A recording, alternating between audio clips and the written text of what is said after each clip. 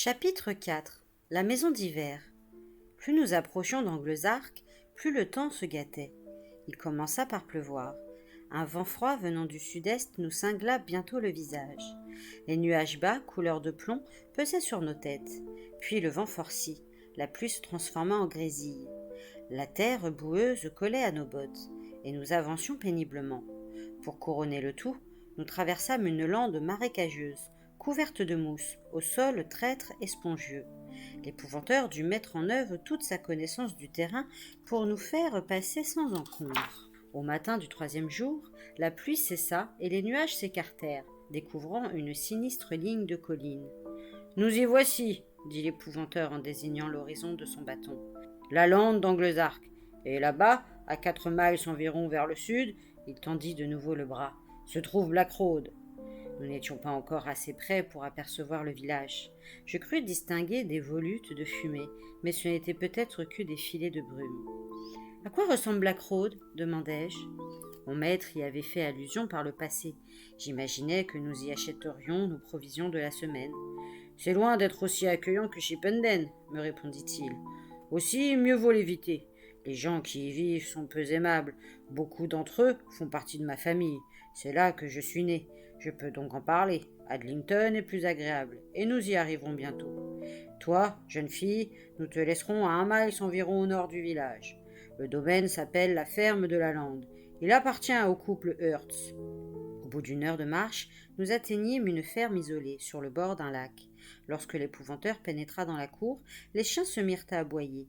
Mon maître s'arrêta pour parler à un vieil homme qui ne se montrait pas vraiment heureux de le voir. La femme du fermier les rejoignit. Aucun des trois n'esquissa le moindre sourire. « Je ne suis pas la bienvenue ici, c'est clair, » soupira Alice, un pli amer au coin des lèvres. Comme pour me justifier, je déclarai. « Ce n'est peut-être pas ce que tu crois. Souviens-toi qu'ils ont perdu une fille. Certaines personnes ne se remettent jamais d'un tel malheur. » Je profitais de notre attente pour observer la ferme. Elle ne respirait pas la prospérité, et la plupart des bâtiments avaient besoin de réparation. La grange penchait à tel point qu'elle risquait de s'effondrer à la première tempête. C'était lugubre. Le lac, morne étendue d'eau grise cernée de marécages et bordé de rares saules rabougries, avait un aspect inquiétant. Si c'était là-dedans que leur fille s'était noyée, les Hertz avaient sans cesse devant les yeux la scène de la tragédie. Au bout de quelques minutes, l'épouvanteur nous fit signe d'approcher, et nous nous aventurâmes dans la cour boueuse. « Lui, c'est Tom, mon apprenti, » me présenta l'épouvanteur. Je dis bonjour d'un ton affable. Le couple me salua d'un mouvement de tête, le visage fermé. « Et voici la jeune Alice, » continua mon maître. « Elle est travailleuse et vous sera d'une grande aide pour les soins du ménage. Soyez exigeant, mais bienveillant. Elle ne vous causera aucun problème. » Ils l'examinèrent de la tête aux pieds sans prononcer un mot. Alice leur adressa une ombre de sourire, puis fixa le bout de ses souliers pointus d'un air buté. Elle ne prenait pas un bon départ, et je ne pouvais l'en blâmer. Ces gens semblaient si misérables, si accablés par les duretés de la vie. L'affliction avait creusé leurs joues et leurs fronts de profondes rides. « Avez-vous vu Morgan ces temps-ci » leur demanda l'épouvanteur. À ce nom, je levai vivement la tête. Je vis un tic agiter les paupières de M. Hertz. Il parut soudain nerveux, presque effrayé. S'agissait-il du Morgan qui m'avait remis la lettre ? « Pas souvent, » répondit le fermier de mauvaise grâce en évitant le regard de l'épouvanteur. « Il passe parfois la nuit chez nous. Sinon, il circule à sa guise. En ce moment, on ne le voit guère. »« Quand il est venu pour la dernière fois ?»« Il y a 2 semaines, peut-être. »« Eh bien, la prochaine occasion, faites-lui savoir que j'aimerais lui dire un mot. »« On le fera. »« Je compte sur vous. Bon, nous allons reprendre la route. » Ramassant nos 2 sacs, j'emboîtai le pas à mon maître, mon bâton à la main. Alice se précipita derrière moi et me retint par le bras. « N'oublie pas ta promesse, » me chuchota-t-elle à l'oreille. « Rends-moi visite. Ne me laisse pas seule ici plus d'1 semaine, je t'attendrai. »« Ne t'inquiète pas, je viendrai, » lui promis-je. Sur ce, elle rejoignit ses nouveaux maîtres. Je les regardais entrer tous les 3 dans la maison. Je me sentais d'autant plus triste que je ne pouvais rien faire pour elle. Comme nous nous éloignions de la ferme de la Lande, je confiai mes inquiétudes à l'épouvanteur. Ces gens ne paraissent pas ravis de prendre Alice chez eux. J'espérais qu'il m'assurerait le contraire. Or, il abonda dans mon sens. J'en fus surpris et choqué. « C'est exact, fit-il. Ils ne sont pas ravis du tout. Mais ils n'ont pas leur mot à dire. Les Hearst me doivent une coquette somme d'argent, vois-tu. À 2 reprises, j'ai débarrassé leur terre de gobelins fort encombrants, et je n'ai pas encore reçu un penny pour ma peine. J'ai accepté d'effacer leurs dettes s'ils se chargeaient de la fille. Je n'en croyais pas mes oreilles. « C'est méchant !» m'écriai-je. « Ils vont peut-être la maltraiter. » Elle est capable de se défendre, tu le sais aussi bien que moi. D'ailleurs, tu ne pourras pas t'en empêcher. Tu viendras régulièrement vérifier si elle va bien, non ? J'ouvrais la bouche pour protester quand il m'adressa un sourire carnassier, qui le fit ressembler plus que jamais à un loup affamé. « N'ai-je pas raison ?» railla-t-il. Je hochai la tête. « C'est ce que je pensais. Tu vois, je commence à te connaître. Aussi, ne t'angoisse pas trop pour cette fille. Occupe-toi plutôt de toi-même. Nous allons avoir un rude hiver. L'affronter exigera toutes nos forces. Anglezark n'est pas un séjour pour les couards et les poules mouillées. » Une autre question me tarabustait, et je me décidai à la poser. « Vous avez parlé aux Hearts d'un certain Morgan. Est-ce celui qui vous a écrit la lettre ? » J'espère bien qu'il n'y a pas deux dans son genre, petit. Un seul suffit. Alors il habite parfois chez eux ? Parfois, en effet. C'est qui n'a rien d'étonnant, puisqu'il s'agit de leur fils. Vous laissez Alice aux parents de ce Morgan ? m'écriai-je, abasourdi. Oui, et je sais ce que je fais. Alors, assez de controverses pour aujourd'hui. Marchons. Nous devons arriver avant la tombée de la nuit. Dès que je les avais vus, j'avais aimé les collines de Chipenden. Celles d'Anglezark avaient quelque chose de différent. Je n'arrivais pas à analyser ce que je ressentais. Plus nous avancions, plus mes pensées s'assombrissaient. Peut-être était-ce dû à la saison, à ce temps lugubre, avant-coureur de l'hiver. Peut-être était-ce à cause de l'étendue de la lande, couchée devant moi telle une énorme bête assoupie, ses vallonnements enveloppés d'un linceul de nuages gris. Plus probablement, les nombreuses mises en garde que j'avais entendues et la perspective du cruel hiver qui s'annonçait expliquaient mon humeur. Mais je me sentis totalement déprimée. C'était l'endroit le plus sinistre que nous eusses connu au cours de ces derniers mois. Nous nous en approchâmes en remontant le cours d'un ruisseau, par une faille que mon maître appelait le bec de lièvre. La pente était couverte d'éboulis, qui firent bientôt place à du rocher nu parsemé de touffes d'herbe. Les mornes parfois semblaient prêtes à nous prendre en tenaille.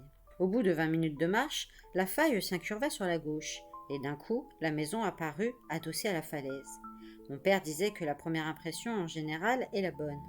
Or, en découvrant la demeure, je sentis le moral me tomber au fond des bottes. Plus grande et plus imposante que celle de Chipenden. Elle était bâtie en pierre noire, ce qui lui donnait une apparence funèbre.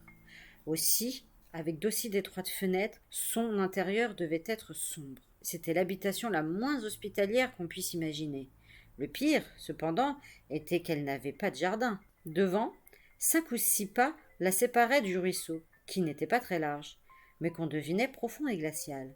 30 pas plus loin, on touchait la falaise opposée, à condition de réussir à traverser sur les pierres glissantes affleurant à la surface de l'eau. Aucun filet de fumée ne s'échappait de la cheminée. Nous ne serions pas accueillis par un bon feu. Dans la résidence d'été, le gobelin domestique préparait toujours notre arrivée. Nous trouvions une maison chaude et un repas servi sur la table de la cuisine. Au-dessus de nos têtes, les parois de la faille se rejoignaient presque, ne laissant apparaître qu'une mince bande de ciel. Je frissonnais.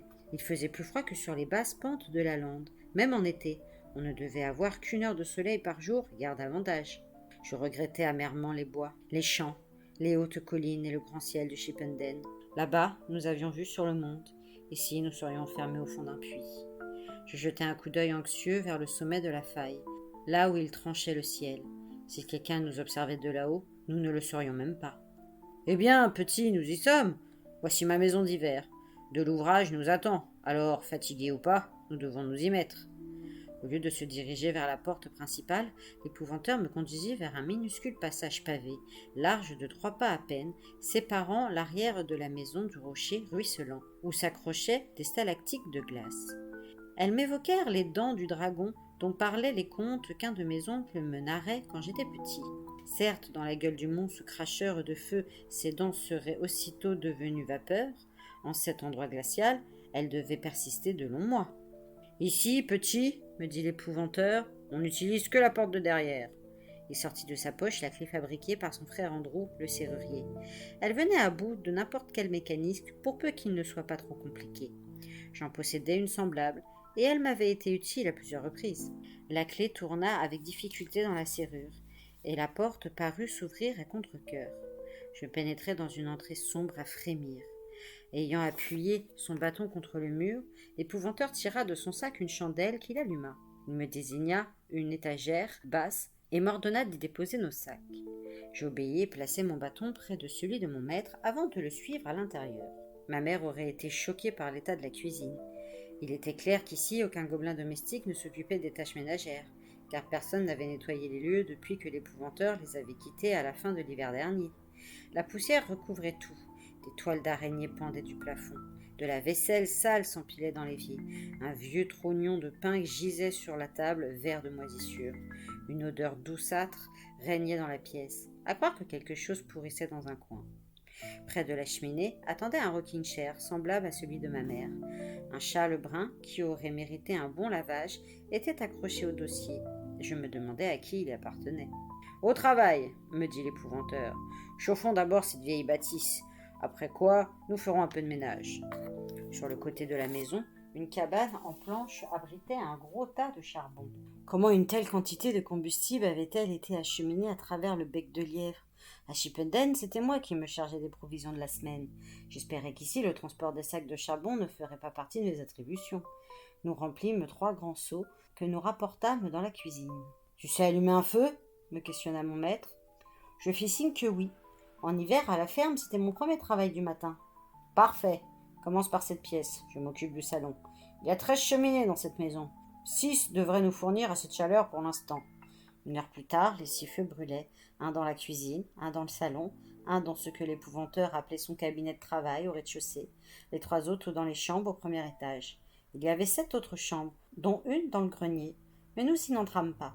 « C'est un bon début, » déclara mon maître. « Maintenant, allons puiser de l'eau. » Munis chacun d'une grosse cruche, nous ressortîmes par la porte de derrière, et contournant la maison, nous dirigeâmes vers le ruisseau.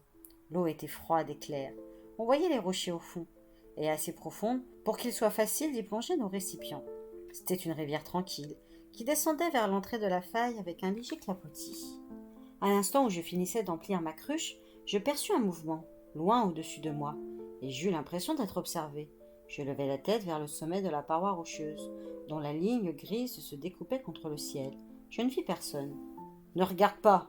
me lança l'épouvanteur d'une voix irritée. « Ne lui donne pas cette satisfaction. Fais mine de n'avoir rien remarqué. » « Qui était-ce » l'interrogeai-je, inquiet et tendu, en le suivant vers la maison. « Difficile de le dire. Je n'ai même pas jeté un œil. Je n'ai donc pas de certitude. » Mon maître s'arrêta soudain et posa son récipient. Tout à trac, il lâcha. « Que penses-tu de cette demeure ?» Mon père m'avait appris à parler avec franchise, et je savais que l'épouvanteur n'était pas homme à se vexer facilement. Aussi, j'avouai-je. « J'aurais du mal à vivre ici, telle une fourmi coincée entre 2 pavés. Je préfère de loin votre maison à Chipenden. »« Moi aussi, petit, moi aussi. Nous ne sommes là que parce qu'il le faut. Cet endroit est une frontière, le seuil de l'obscur. C'est un sale coin pour y passer l'hiver. Il y a des créatures de la lande dont j'aimerais mieux ne pas me préoccuper. Mais si nous ne les affrontons pas, qu'il fera ?»« Quelle sorte de créatures ?» demandai-je, me souvenant des paroles de ma mère et curieux d'entendre la réponse de l'épouvanteur. « Il y a des gobelins, des sorcières, des quantités de fantômes et de spectres, et des êtres bien pires encore. »« Des êtres comme Golgoth ?»« Oui, comme Golgoth. Ta mère t'a renseigné sur lui, je suppose. » Elle y a fait allusion quand elle a su que nous allions à Anglezark, sans m'en dire grand-chose, à part qu'il se manifestait l'hiver. « C'est exact. Je t'en dirai davantage le moment venu. À présent, regarde ça, fit-il en désignant la cheminée, dont les 2 rangées de conduits circulaires laissaient échapper une épaisse fumée brune. Agitant le doigt, il déclara. « Nous sommes venus lever le drapeau, petit. » Je cherchai un drapeau sur le toit, je ne vis que la fumée. « C'est une façon de parler. Par notre seule présence, nous proclamons que ce pays nous appartient et qu'il sera possession de l'obscur. Tenir tête à l'obscur, particulièrement à Anglezark, est une tâche redoutable, mais tel est notre devoir. » Reprenant sa cruche, il conclut. « Quoi qu'il en soit, rentrons et mettons-nous au ménage. » Je passai les 2 heures suivantes à récurer, balayer, astiquer et abattre les tapis, qui dégageaient des nuages de poussière. Enfin, après que j'eus lavé et essuyé la vaisselle, l'épouvanteur m'envoya faire les 3 lits dans les chambres du premier. « Les 3 lits ?» répétai-je, craignant d'avoir mal compris. « Oui, les 3 lits. Et quand tu auras fini, tu feras bien de te décrasser les oreilles. Va, ne reste pas là, bavé aux corneilles, nous n'avons pas toute la journée. J'obtempérais en haussant les épaules. Les draps étaient humides, et je commençais par les étendre devant le feu pour qu'ils sèchent. Ma tâche terminée, je descendis épuisé. Passant devant l'escalier de la cave, je m'étonnais de le découvrir aussi large. 4 personnes auraient pu y tenir côte à côte. Alors que j'observais perplexe, je perçus un bruit qui me flanqua la chair de poule. On aurait dit un profond soupir, suivi d'une faible plainte. Je me figeai en haut des marches, au seuil des ténèbres, et je tendis l'oreille. Plus rien. Mon imagination m'avait-elle joué un tour? J'entrai dans la cuisine, où l'épouvanteur se lavait les mains dans l'évier. J'ai entendu un gémissement dans la cave, dis-je. Est-ce un fantôme? Il n'y a plus de fantômes dans cette maison. Voilà des années que je me suis débarrassé d'eux. Non, ce devait être Meg. Elle vient sans doute de se réveiller. Allons voir. Je n'étais pas sûr d'avoir bien saisi. Certes, j'avais été prévenu que je rencontrerais Meg, qu'elle était une sorcière lamia, et qu'elle vivait quelque part à Anglezark. Je m'étais d'ailleurs presque attendu à la trouver dans la maison, mais découvrir une demeure aussi froide et mal entretenue m'avait ôté cette idée. Pourquoi Meg aurait-elle dormi dans une cave glacée? Quoique rempli de curiosité, je compris qu'il valait mieux ne pas poser de questions. Parfois, l'épouvanteur était disposé à répondre. En ce cas, il s'asseyait, m'envoyait chercher mon cahier, ma plume et ma bouteille d'encre, et je me préparais à prendre des notes. À d'autres moments, comme celui-ci, je voyais l'expression de ses yeux verts qu'il avait la tête ailleurs. Je me tus donc, tandis qu'il allumait une chandelle. Je le suivis dans l'escalier. Je n'avais pas vraiment peur, car il agissait en connaissance de cause, je n'en doutais pas. J'étais tout de même un peu nerveux. Je n'avais jamais rencontré de sorcière lamia, et bien qu'ayant lu beaucoup d'ouvrages sur elle, je ne savais trop à quoi m'attendre. Comment Meg avait-elle survécu, dans le noir et le froid? Un printemps, un été et un automne? Qu'avait-elle mangé? Des limaces, des vers, des insectes, des escargots? Comme les sorcières que l'épouvanteur enfermait dans un puits? Après un coude de l'escalier, une grille de fer nous bloqua le passage. L'épouvanteur sortit une clé de sa poche et l'introduisit dans la serrure. Ce n'était pas celle qu'il utilisait d'ordinaire. « C'est une serrure compliquée ?» voulus-je savoir. « En effet, petit. Au cas où tu en aurais besoin, sache que je laisse cette clé en haut de la bibliothèque, près de la porte, dans mon cabinet de travail. » La grille produisit en s'ouvrant un puissant grincement métallique, qui résonna longuement entre les pierres des murs, comme si la maison tout entière avait été une énorme cloche. « Le fer empêche la plupart d'entre eux de franchir cette limite, » expliqua l'épouvanteur. « Si toutefois il y réussissait, nous serions aussitôt avertis par leur affût. Cette porte est plus efficace qu'un chien de garde. » « Qui ça, eux? Et pourquoi cet escalier est-il aussi large? » « Chaque chose en son temps, répliqua sèchement mon maître. Les questions et les réponses viendront plus tard. Occupons-nous d'abord de Meg. Alors que nous descendions, j'entendis de faibles bruits venant des profondeurs. Il y eut un grondement, accompagné d'un léger grattement, qui augmentait ma nervosité. Je compris que la maison avait plus de sous-sol que d'étage. À chaque coude de l'escalier, une porte en bois était incrustée dans le mur. Au 3e, nous arrivâmes sur un palier comprenant 3 portes. L'épouvanteur s'arrêta devant celle du milieu et se tourna vers moi. « Attends-moi là, petit. Meg est toujours un peu agitée quand elle se réveille. Donnons-lui le temps de s'accoutumer à ta présence. » Sur ces mots, il me tendit la chandelle, fit jouer sa clé dans la serrure et pénétra dans l'obscurité, refermant la porte derrière lui. Je restai là pendant 10 bonnes minutes. Je n'étais pas rassuré, seul dans cet escalier sinistre. D'une part, le froid s'était accentué à mesure que nous descendions. D'autre part, j'entendais des bruits inquiétants, provenant de tout en bas. C'étaient des râles, des gémissements, comme si quelqu'un souffrait. Puis des sons étouffés montèrent de la pièce où l'épouvanteur était entré.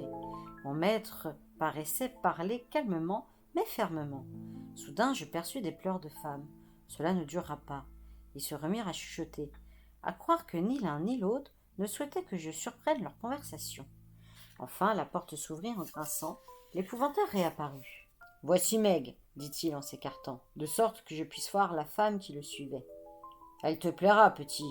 C'est la meilleure cuisinière du comté. » Meg m'examina de la tête aux pieds, l'air surpris. Moi, je la fixais ébahi. C'était une femme d'une grande beauté, et elle portait des souliers pointus. Lorsque j'étais arrivé à Chipenden, au cours de ma première leçon, mon maître m'avait mis en garde contre les filles ainsi chaussées. Qu'elles le sachent elles-mêmes ou non, la plupart étaient des sorcières. Je n'avais pas tenu compte de cet avertissement, mais j'avais parlé à Alice. Elle m'avait entraîné dans des histoires impossibles, avant de m'aider finalement à m'en sortir. Mon maître faisait donc fi de son propre conseil.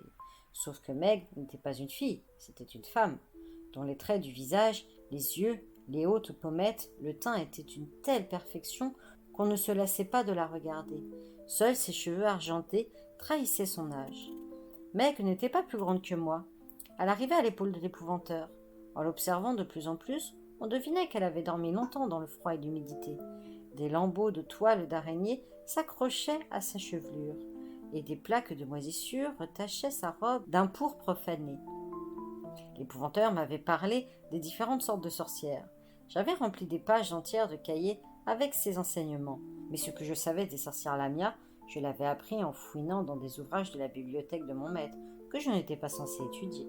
Les sorcières Lamia viennent d'au-delà des mers. Dans leur pays d'origine, elles pourchassent les hommes pour se nourrir de leur sang. À l'état sauvage, leur corps est recouvert d'écailles, et leurs doigts se terminent par de longues et puissantes griffes. Elles peuvent se métamorphoser lentement, et plus elles sont en contact avec les hommes, plus leur apparence devient humaine. Elles finissent par devenir des lamias domestiques, qui ressemblent à des femmes, à l'exception d'une ligne d'écailles vertes et jaunes le long de leur colonne vertébrale. Certaines cessent même d'être des pernicieuses pour devenir des bénévolantes. Était-ce le cas de Meg ? Était-ce pour cela que l'épouvanteur ne l'avait pas enfermée au fond d'un puits, comme il l'avait fait pour les îles osseuses ? Meg, reprit mon maître, voici Tom, mon apprenti. C'est un bon garçon. Je pense que vous vous entendrez. Meg tendit le bras vers moi. Je crus qu'elle voulait me serrer la main. Or, à l'instant où nos doigts se touchaient, elle eut un brusque mouvement de recul, comme si elle s'était brûlée, et je lus de l'inquiétude dans ses yeux. « Où est Billy ?» demanda-t-elle. J'aimais Billy. Sa voix, aussi douce que de la soie, était chargée de perplexité. Elle parlait de Billy Bradley, le précédent apprenti, celui qui était mort. « Billy est parti, Meg, » répondit l'épouvanteur avec bienveillance. « Je te l'ai déjà dit. Ne t'inquiète pas pour lui, la vie continue. Tu vas t'accoutumer à Tom à présent. »« C'est un autre nom à retenir ?» gémit Meg. « Pourquoi faire tant d'efforts, alors que ces garçons restent si peu de temps ?» On m'envoya chercher de l'eau au ruisseau. Je dus faire une douzaine d'allers et retours avant que Meg se déclare satisfaite. Elle mit de l'eau à bouillir, et je fus déçu en comprenant que ce n'était pas pour cuisiner. J'aidai l'épouvanteur à porter dans la cuisine une grande baignoire en fer et à la remplir d'eau chaude. « Retirons-nous, me dit-il. Laissons Meg à un peu d'intimité. Elle est restée des mois dans cette cave. Elle désire se laver. » Je me fis la réflexion que, s'il ne l'avait pas enfermée en bas, elle aurait pu garder la maison en état pour son retour chaque hiver. Ce qui entraîna une autre question. Pourquoi l'épouvanteur n'emmenait-il pas Meg avec lui dans ses résidences d'été ? « Voici le salon, déclara mon maître en ouvrant une porte et en m'invitant à entrer. Nous y discutons et nous y recevons ceux qui viennent quérir notre aide. Avoir un salon est une ancienne tradition du comté. C'est la plus belle pièce de la maison, aussi élégante que possible, que l'on utilise rarement, car il faut la garder propre et rangée pour accueillir les visiteurs. À Chipenden, l'épouvanteur n'avait pas de salon. Il préférait tenir les gens loin de chez lui. Voilà pourquoi il devait s'arrêter au carrefour, sous les saules, sonner la cloche et attendre. Apparemment, les règles étaient différentes ici. À la ferme non plus, nous n'avions pas de salon. 7 garçons, cela fait une grande famille. Au temps où nous étions tous à la maison, chaque espace était utilisé. D'ailleurs, maman, qui n'était pas originaire du comté, trouvait qu'avoir un salon était une drôle d'idée. À quoi cela sert-il si on n'y va presque jamais ? Disait-elle toujours. Les gens n'ont qu'à nous parler là où nous sommes. Si le salon de l'épouvanteur n'était pas d'une grande élégance, les canapés un peu défoncés semblaient aussi confortables que les 2 fauteuils, et une agréable chaleur régnait dans la pièce, si bien qu'à peine assis, je me sentis gagné par une douce somnolence. La journée avait été longue, et nous avions un bon nombre de miles dans les jambes. J'étouffai un bâillement, ce qui n'échappa à mon maître. « Tu n'as plus l'esprit aussi vif pour que je te donne une leçon de latin. Dès qu'on aura soupé, tu monteras te coucher. Tu te lèveras tôt demain pour réviser tes verbes. » J'acquiesçai. « Encore une chose, dit-il en ouvrant un placard près de la cheminée. Il en sortit une grande bouteille brune et le tint devant moi afin que je la voie bien. « Sais-tu ce que c'est ?» me demanda-t-il en levant les sourcils. Je haussai les épaules, puis remarquai l'étiquette et lus. « Tisane ?» Ne te fiche jamais à une étiquette, me conseilla l'épouvanteur. Tu verseras un peu de ce liquide dans une tasse chaque matin. Tu y ajouteras de l'eau bouillante, tu remueras soigneusement et tu le donneras à Meg. Tu veilleras à ce qu'elle boive la préparation jusqu'à la dernière goutte. Ça prendra un moment, car elle aime le savourer à petites gorgées. Ce sera ta tâche la plus importante de la journée. Dis-lui chaque fois que c'est sa tisane habituelle, qu'il aidera à garder sa densité osseuse et la souplesse de ses articulations. L'explication lui suffira. Qu'est-ce que c'est en réalité? L'épouvanteur ne répondit pas tout de suite.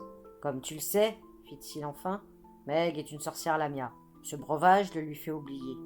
Souhaite qu'elle ne s'en souvienne jamais, petit. Ce serait extrêmement dangereux pour nous si Meg retrouvait la mémoire de sa nature et de ses pouvoirs. C'est pour cette raison que vous l'enfermez à la cave et que vous la teniez éloignée de Chipenden? Oui, j'assure ainsi la sécurité de tous. Et je ne peux laisser personne se douter qu'elle est ici. Les gens ne comprendraient pas. Certains, dans le coin, savent de quoi elle est capable. Comment a-t-elle vécu si longtemps sans manger? À l'état sauvage, les sorcières lamia peuvent se passer de nourriture pendant des années, se contenter d'insectes, de larves, d'un rat de temps à autre. Même quand elles deviennent domestiques, rester des mois à jeun ne leur pose pas de problème. Meg n'a pas souffert.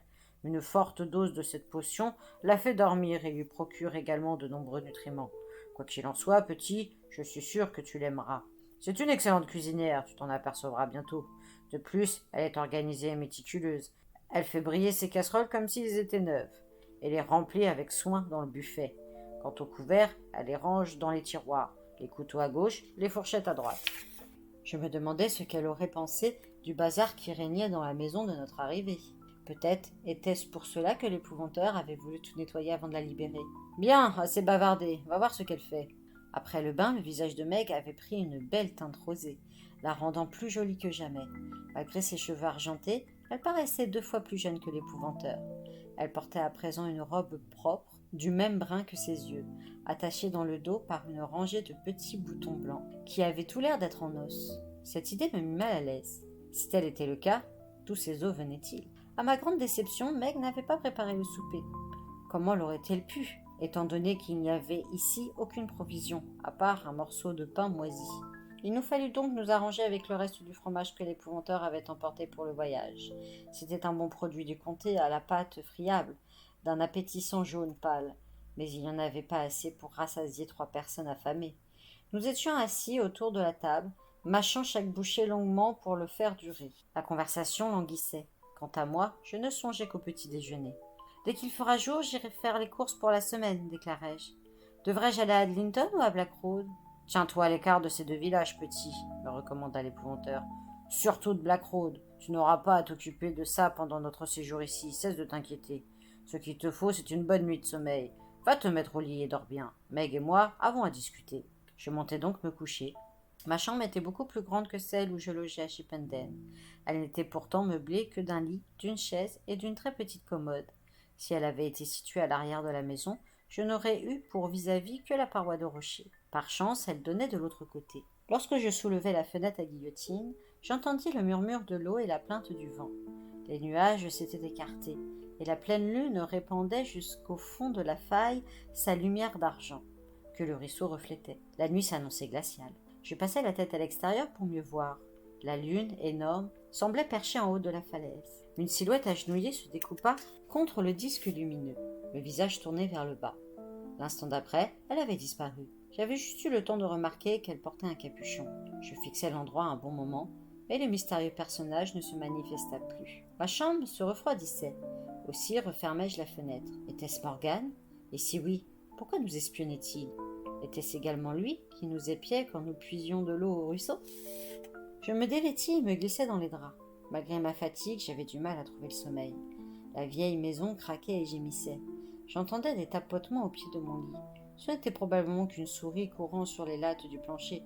Toutefois, étant le 7e fils d'un 7e fils, je songeais que c'était peut-être bien autre chose. Je finis par m'endormir, pour me réveiller en sursaut au beau milieu de la nuit.